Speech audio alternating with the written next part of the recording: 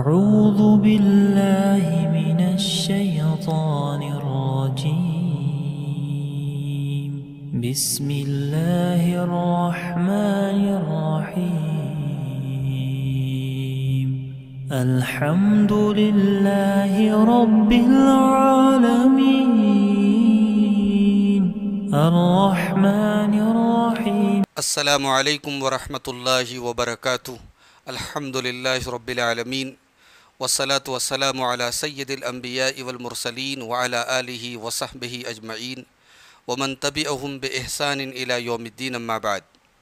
معزز ناظرین، قرآن کریم کے 5ویں پارے کی تفسیر چل رہی ہے اور سورۃ النساء کی آیت نمبر 76 تک کی تفسیر آپ نے سماعت فرمائی۔ آئیے آگے بڑھتے ہیں آیت نمبر 77 سے۔ اعوذ باللہ من الشیطان الرجیم الم تر الی الذین قیل لهم کفوا ایدیکم واقیموا الصلاۃ وآتوا الزکاۃ۔ اے نبی، کہ آپ نے ان لوگوں کو نہیں دیکھا جن سے کہا گیا کہ اپنے ہاتھوں کو روکے رکھو اور نماز قائم کرو اور زکوٰۃ ادا کرو۔ فلما کتب علیہم القتال اذا فریق منہم یخشون الناس کخشیۃ اللہ او اشد خشیہ۔ لیکن جب ان کے اوپر جہاد اور قتال کا حکم فرض کیا گیا تو ان میں سے ایک جماعت لوگوں سے ڈرنے لگی جیسے اللہ سے ڈرنا چاہیے، او اشد خشیہ، یا اس سے بھی زیادہ ڈرنے لگی۔ وقالو، اور کہنے لگے، ربنا لما کتبت علینا القتال، کہ اے ہمارے رب، تو نے ہم پر جنگ کا حکم کیوں فرض کیا؟ لولا اخرتنا الی اجل قریب، تو نے کیوں نہیں ہم کو تھوڑی سی مدت تک کی مہلت دے دی؟ قل متاع الدنیا قلیل، اے نبی آپ کہہ دیجئے کہ دنیا کا سامان تھوڑا ہے، دنیا تھوڑے سے فائدہ اٹھانے کی چیز ہے۔ والآخرۃ خیر لمن اتقی، اور آخرت زیادہ بہتر ہے اس آدمی کے لیے جو اللہ سے ڈرے۔ ولا تظلمون فتیلا، اور تم ایک تاگے کے برابر بھی ظلم نہیں کیے جاؤ گے۔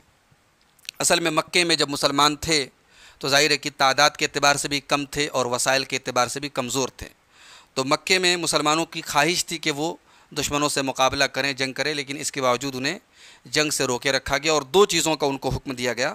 ایک یہ کہ دشمنوں کے ظالمانہ رویے کے باوجود تم اپنے ہاتھوں کو روکے رکھو، ان کا جواب مت دو، عفو و درگزر سے کام لو، معاف کر دو۔ اور دوسرا حکم یہ دیا گیا کہ نماز قائم کرو، زکوٰۃ ادا کرو، عبادات کا اہتمام کرو تاکہ اللہ تعالیٰ سے تعلق مضبوط ہو۔ لیکن جب مسلمان مدینہ میں آئے اور وہاں ایک ان کو طاقت ملی اور وسائل کے اعتبار سے بھی مضبوط ہوئے، تعداد بھی اچھی ہو گئی، تو پھر وہاں دشمن سے قتال کی ان کو اجازت دی گئی۔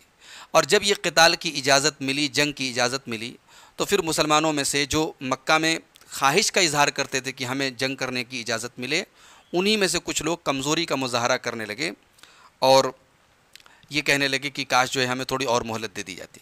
تو اس پر انہیں یاد دلایا گیا کہ اس کی تو تم خود آرزو کرتے تھے، تم خود کہتے تھے کہ ہمیں موقع ملے، اور آج جب تمہارے اوپر قتال کا، جنگ کا حکم فرض کیا گیا تو تم پیچھے ہٹ رہے ہو۔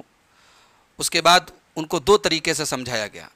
ایک تو یہ بتایا گیا کہ جس دنیا کے پیچھے تم بھاگ رہے ہو، دنیا چند دنوں کی فائدہ اٹھانے کی چیز ہے، جبکہ اللہ کی راہ میں اگر قتال کر کے تمہیں اگر شہادت کا درجہ بھی مل گیا تو آخرت تمہاری سنور جائے گی، اور اگر تم کامیاب ہو کے، فتح یاب ہو کر کے لوٹے تو تمہارے دین کو اور تمہیں سربلندی ملے گی۔ تو کہا گیا کہ دنیا کا سامان تھوڑا ہے اور آخرت یہ مستقل اور پائیدار ہے۔ اس کے بعد فرمایا کہ اینما تکونوا یدرککم الموت ولو کنتم فی بروج مشیدہ، تم جہاں کہیں بھی رہو گے موت تم کو آ گھیرے گی، موت تم کو آ پکڑے گی۔ ولو کنتم فی بروج مشیدہ، اگرچہ تم مضبوط قلعوں کے اندر اپنے آپ کو قید کر لو، تم مضبوط قلعوں کے اندر بھی رہو گے، وہاں پر بھی موت تم کو آئے گی، یعنی موت سے تمہیں چھٹکارا نہیں۔ تو جب موت سے چھٹکارا نہیں ہے، موت تمہیں مضبوط قلعے میں بھی آ کر کے رہے گی، تو پھر تم قتال اور جنگ سے کیوں بھاگ رہے ہو؟ موت تو اپنے وقت پر ہی آئے گی۔ وَإِن تُصِبْهُمْ حَسَنَةٌ يَقُولُوا هَٰذِهِ مِنْ عِنْدِ اللَّهِ وَإِن تُصِبْهُمْ سَيِّئَةٌ يَقُولُوا هَٰذِهِ مِنْ عِنْدِكَ قُلْ كُلٌّ مِنْ عِنْدِ اللَّهِ۔ اور جب ان منافقوں کو کوئی بھلائی پہنچتی ہے تو یہ کہتے ہیں کہ یہ اللہ کی طرف سے ہے۔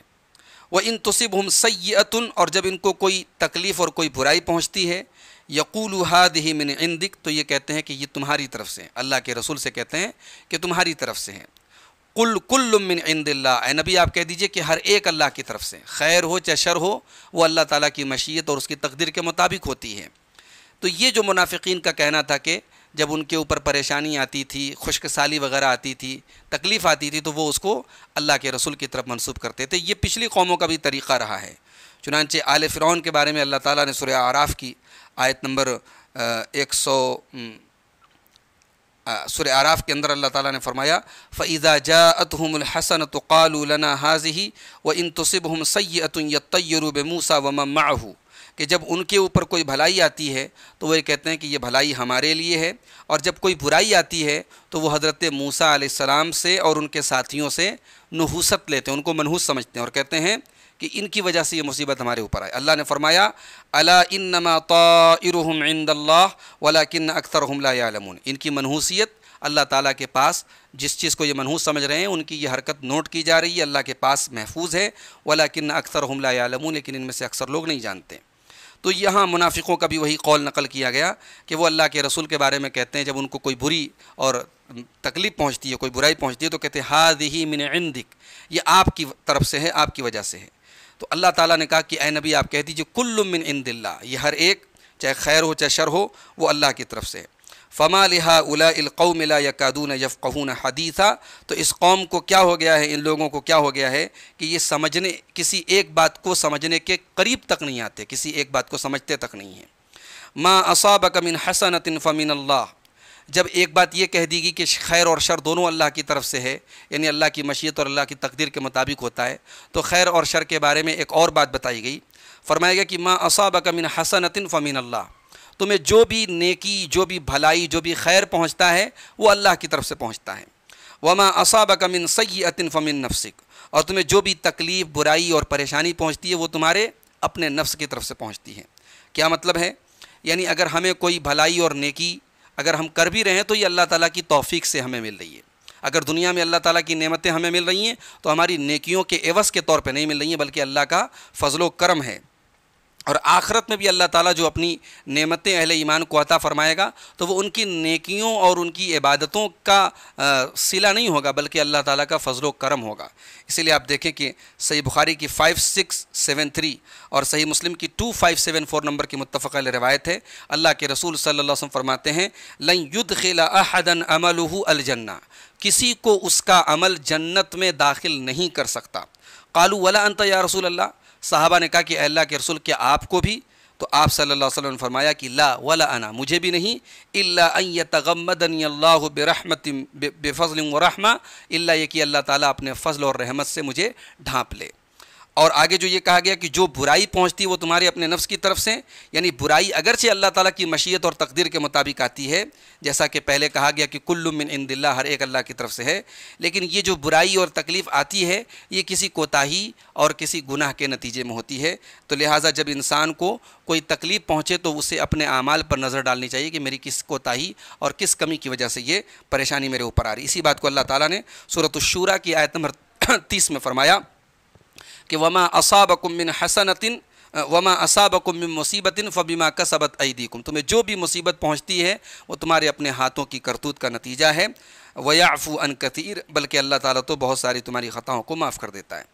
اس کے بعد فرمایا گیا وَأَرْسَلْنَاكَ لِلنَّاسِ رَسُولًا، اے نبی اللہ تعالیٰ نے آپ کو لوگوں کے لیے رسول بنا کر کے بھیجا۔ وَكَفَى بِاللَّهِ شَهِيدًا، اور اللہ تعالیٰ کافی ہے گواہ ہونے کے اعتبار سے۔ مَن يُطِعِ الرَّسُولَ فَقَدْ أَطَاعَ اللَّهَ، جس نے جو رسول کی اطاعت کرے تو یقیناً اس نے اللہ کی اطاعت کی۔ وَمَن تَوَلَّىٰ فَمَا أَرْسَلْنَاكَ عَلَيْهِمْ حَفِيظًا، اور جو اعراض کرے، جو منہ پھیر لے، تو اے نبی ہم نے آپ کو ان کے اوپر نگراں بنا کر کے نہیں بھیجا ہے۔ اس کے بعد پھر منافقوں کی ایک حرکت ذکر کی گئی، فرمایا گیا وَيَقُولُونَ طَاعَةٌ فَإِذَا بَرَزُوا مِنْ عِنْدِكَ بَيَّتَ طَائِفَةٌ مِّنْهُمْ غَيْرَ الَّذِي تَقُولُ، اور یہ لوگ کہتے ہیں کہ ہم اطاعت کریں گے، ہم فرما برداری کریں گے، لیکن جب یہ آپ کے پاس سے باہر نکلتے ہیں تو انہی میں سے ایک گروہ رات میں مشورہ کرتا ہے غیر الذی تقول، اس کے علاوہ جو آپ کہتے ہیں، یعنی آپ کی باتوں کے خلاف یہ راتوں میں مشورہ کرتے ہیں۔ واللہ یکتب ما یبیتون، اور یہ جو بھی مشورہ کرتے ہیں اللہ تعالیٰ سب کچھ لکھ رہا ہے۔ فاعرض عنہم وتوکل علی اللہ، تو اے نبی آپ ان سے اعراض کریں، ان کو نظر انداز کریں۔ وتوکل علی اللہ، اور اللہ کے اوپر بھروسہ رکھیں۔ وکفیٰ باللہ وکیلا، اور اللہ تعالیٰ کافی ہے کارساز ہونے کے اعتبار سے۔ اس کے بعد قرآن کریم کی حقانیت اور قرآن کی سچائی اور قرآن کی صداقت پر بڑی پیاری دلیل دی گئی۔ فرمائے گا کہ افلا یتدبرون القرآن، یہ لوگ قرآن پر غور کیوں نہیں کرتے؟ قرآن کریم سے رہنمائی حاصل کرنے کے لیے اس میں تدبر کی ضرورت ہے، اس میں غور و فکر کی ضرورت ہے۔ اس کے بعد فرمایا کہ وَلَوْ كَانَ مِنْ عِنْدِ غَيْرِ اللَّهِ لَوَجَدُوا فِيهِ اخْتِلَافًا كَثِيرًا، اگر یہ قرآن اللہ کے علاوہ کسی اور کی طرف سے ہوتا تو اس میں بہت اختلاف یہ پاتے۔ قرآن کریم کوئی چھوٹی موٹی کتاب نہیں، ایک ضخیم کتاب ہے جس میں بہت سارے مضامین ہیں، لیکن قرآن کے مضامین میں کہیں بھی کنٹراڈکشن نہیں ہے، کہیں بھی تعارض نہیں ہے، تناقض نہیں ہے۔ انسان کا کلام ہوتا تو ایک ہی طریقے کی باتیں قرآن میں کئی جگہ ہیں، لیکن کوئی ٹکراؤ نہیں ہے، اور قرآن کا جو فصاحت اور بلاغت کا جو اعلیٰ معیار ہے وہ ہر جگہ قائم ہے۔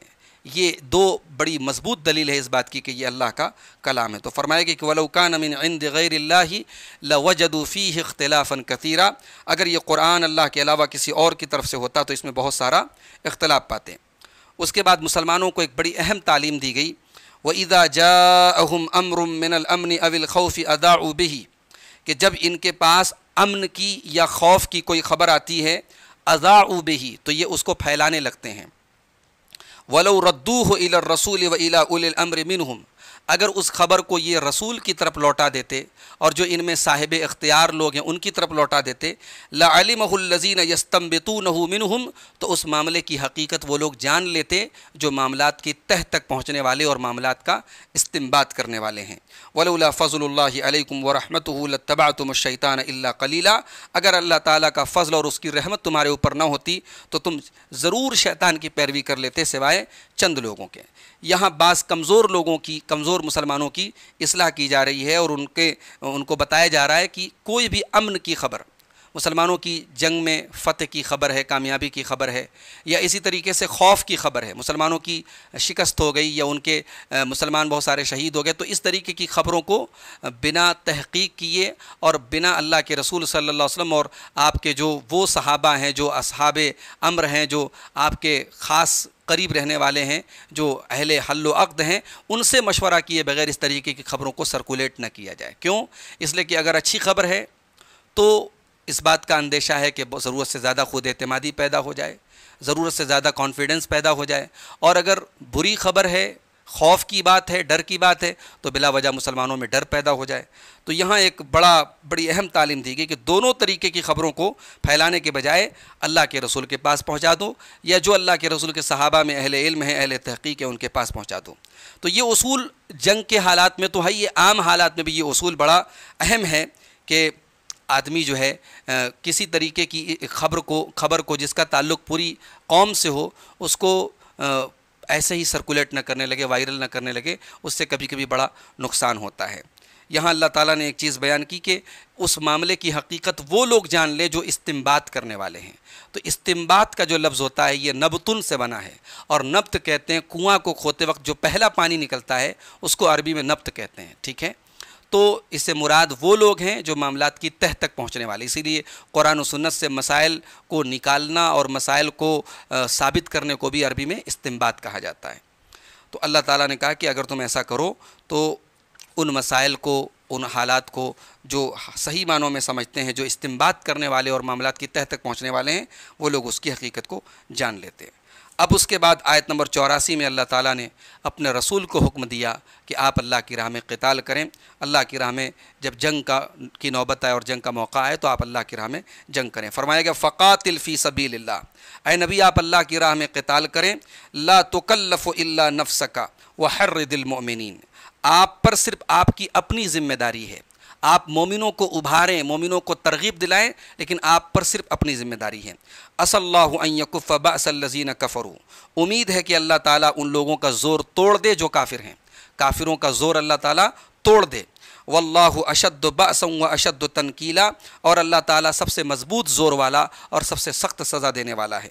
من یشفع شفاعۃ حسنۃ یکن لہ نصیب منہا، جو اچھی شفاعت کرے تو اس شفاعت میں اس کا حصہ اس کو ملے گا۔ ومن یشفع شفاعۃ سیئۃ یکن لہ کفل منہا، اور جو بری شفاعت کرے تو اس کو بھی اس کا حصہ ملے گا۔ وکان اللہ علی کل شیء مقیتا، اور اللہ تعالی ہر چیز پر مقیت ہے، قدرت رکھنے والا ہے، اور ہر چیز کی خبر رکھنے والا ہے، نظر رکھنے والا ہے۔ یہاں شفاعت کا ذکر کیا گیا کہ شفاعت دو طریقے کی ہوتی ہے، ایک اچھے مقصد کے لیے کسی کی شفاعت کی جائے، اور ایک ہوتی ہے کہ کسی کے برے کام میں سپورٹ کرنے کے لیے اس کی شفاعت کی جائے۔ تو اچھے کام میں اگر ہم کسی کی شفاعت کریں گے تو اس کو اگر وہ اچھائی مل گئی تو اس کا اجر و ثواب ہمیں بھی ملے گا، اور اگر کسی کو برے کام میں ہم نے اس کی شفاعت کی تو اس برائی میں ہمارا بھی حصہ ہوگا۔ اس لیے کسی کی شفاعت کرنے کے پہلے اس بات کا لحاظ رکھنا چاہیے کہ وہ شفاعت حسنہ ہے، اچھی شفاعت ہے، یا وہ شفاعت سیئہ ہے۔ اس کے بعد سلام کرنے کا ایک ادب بتایا گیا، ایک سلیقہ بتایا گیا۔ فرمایا گیا کہ وَإِذَا حُيِّيتُم بِتَحِيَّةٍ فَحَيُّوا بِأَحْسَنَ مِنْهَا أَوْ رُدُّوهَا، اور جب تمہیں سلام کیا جائے، جب تمہیں تحیہ کیا جائے، تحیہ یہ عربی میں زندگی کی دعا دینے کو کہتے ہیں، یہاں مراد اس سے سلام ہے۔ جب تمہیں سلام کیا جائے فَحَيُّوا بِأَحْسَنَ مِنْهَا، تو تم اس سے بہتر سلام کرو، اور ردوہا، یا اسی کو لوٹا دو۔ سلام کے جو الفاظ تم سے کہے گئے ہیں تم اس سے بہتر جواب دو، یعنی اگر کسی نے صرف السلام علیکم کہا ہے تو تم السلام علیکم ورحمۃ اللہ کہو، کسی نے السلام علیکم ورحمۃ اللہ کہا ہے تو تم السلام علیکم ورحمۃ اللہ وبرکاتہ کہو، ٹھیک ہے۔ اگر کسی نے پورا سلام کیا ہے السلام علیکم ورحمۃ اللہ وبرکاتہ تو جواب میں اسی کو لوٹایا جائے گا، اس سے زیادہ کچھ نہیں کہا جائے گا۔ یہاں یہ بات یاد رکھیں کہ سلام کے اندر جو یہ تین الفاظ ہیں، السلام علیکم کے بعد ورحمۃ اللہ وبرکاتہ، یہ فائدے سے خالی نہیں ہے، اس سے ہماری نیکیوں میں اضافہ ہوتا ہے۔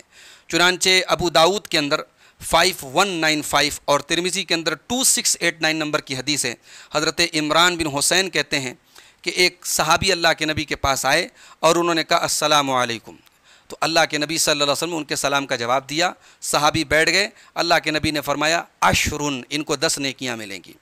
پھر دوسرے صحابی آئے، انہوں نے کہا السلام علیکم ورحمۃ اللہ، اور اس کے بعد نبی نے ان کے سلام کا جواب دیا، وہ بیٹھ گئے، نبی اکرم نے فرمایا عشرون، ان کو 20 نیکیاں ملیں گی۔ اس کے بعد تیسرے صحابی آئے اور انہوں نے کہا السلام علیکم ورحمۃ اللہ وبرکاتہ، اور اللہ کے نبی نے ان کے سلام کا جواب دیا، وہ بیٹھ گئے، تو پیارے نبی صلی اللہ علیہ وسلم نے فرمایا ثلاثون، ان کو 30 نیکیاں ملیں گی۔ تو یہ سب سے سلام کا سب سے بہترین طریقہ ہے کہ آدمی 30 نیکیاں حاصل کرے۔ اور یہاں یہ بھی نقطہ یاد رکھیں کہ سلام کرنا تو مستحب ہے، سلام کرنا تو سنت ہے، لیکن قرآن کی آیت سے معلوم ہو کہ اگر کوئی سلام کرے تو جواب دینا یہ واجب ہے، ضروری ہے۔ اس کے بعد فرمایا کہ ان اللہ کان علی کل شیء حسیبا، بے شک اللہ تعالیٰ ہر چیز کا حساب رکھنے والا ہے۔ اللہ لا الہ الا ہو، اللہ کے سوا کوئی معبود نہیں ہے۔ لیجمعنکم الی یوم القیامۃ لا ریب فیہ، اللہ تعالیٰ ضرور تم کو جمع کرے گا اس قیامت کے دن جس دن کے بارے میں کوئی شک نہیں ہے۔ ومن اصدق من اللہ حدیثا، اور اللہ سے بڑھ کر کے سچی کس کی بات ہو سکتی ہے۔ یہ سورۃ النساء کی آیت نمبر 87 تک آج ہم لوگوں نے پڑھا ہے، تقریباً 11 آیات ہم لوگوں نے پڑھی ہیں، آیت نمبر 77 سے لے کر کے 87 تک۔ آئیے دیکھتے ہیں کہ ان 11 آیات میں ہم نے کیا کیا اہم باتیں سیکھی ہیں۔ سب سے پہلی بات ہم نے یہ سیکھی، موت سے کسی کو چھٹکارا نہیں ہے، اینما تکونوا یدرککم الموت۔ دوسری چیز یہ ہے کہ خیر اور شر دونوں اللہ کی طرف سے ہوتا ہے، اللہ کی مشیت سے ہوتا ہے، اللہ کی تقدیر کے مطابق ہوتا ہے۔ قل کل من عند اللہ، اے نبی آپ کہہ دیجئے کہ ہر ایک اللہ کی طرف سے ہے۔ تیسرا سبق ہم نے یہ حاصل کیا کہ انسان کو جو بھی برائی، تکلیف، بیماری، پریشانی پہنچتی ہے، انسان کے اپنے نفس کی طرف سے ہوتی ہے، اس میں اپنی کوئی کوتاہی کا دخل ہوتا ہے۔ چوتھا سبق یہ ملا کہ جو رسول کی اطاعت کرے وہ در حقیقت اللہ کی اطاعت کرتا ہے۔ پانچواں سبق یہ ملا کہ ایمان کو اگر ہم مضبوط کرنا چاہتے ہیں تو قرآن کی تلاوت ہی نہیں، قرآن میں تدبر کریں، افلا یتدبرون القرآن، قرآن میں غور و فکر سے کام لیں، اس سے ایمان مضبوط ہوتا ہے۔ چھٹا سبق یہ ملا کہ قرآن کریم اللہ تعالیٰ کا کلام ہے، اور اس کی ایک بڑی واضح دلیل یہ ہے کہ قرآن میں تناقض نہیں ہے، قرآن میں کنٹراڈکشن نہیں ہے، قرآن میں تعارض نہیں ہے، قرآن کی باتیں آپس میں ٹکراتی نہیں ہیں۔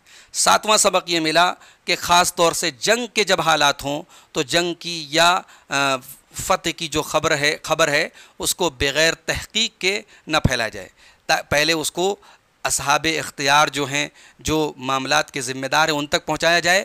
وہ پہلے یہ دیکھیں کہ یہ خبر پہلے مسلمانوں کے درمیان نشر کرنے لائق ہے بھی کہ نہیں ہے، اور اگر نشر کرنے پہلے تو یہ دیکھیں کہ خبر صحیح ہے کہ نہیں، اور صحیح ہے تو پھر اس کا یعنی مسلمانوں کے درمیان پھیلنا زیادہ مفید ہے یا نہ پھیلنا زیادہ مفید ہے، ٹھیک ہے۔ اور ایک سبق یہ ملا کہ شفاعت اچھی چیزوں کے بارے میں شفاعت کرنی چاہیے. اگر ہماری شفاعت سے کسی کا کوئی کام بن جائے اچھے کاموں میں تو اس کی مدد کرنی چاہیے. اور آخری چیز ہم نے یہ پڑھی کہ سلام کرنا یہ سنت ہے لیکن سلام کا جواب دینا واجب اور فرض ہے. اللہ تعالیٰ سے دعا ہے رب العالمین ہمیں قرآن کریم کی ان آیات کو سمجھنے اور ان پر عمل کرنے کی توفیق عطا فرمائے. آمین. وآخر دعوانا ان الحمد للہ رب العالمین.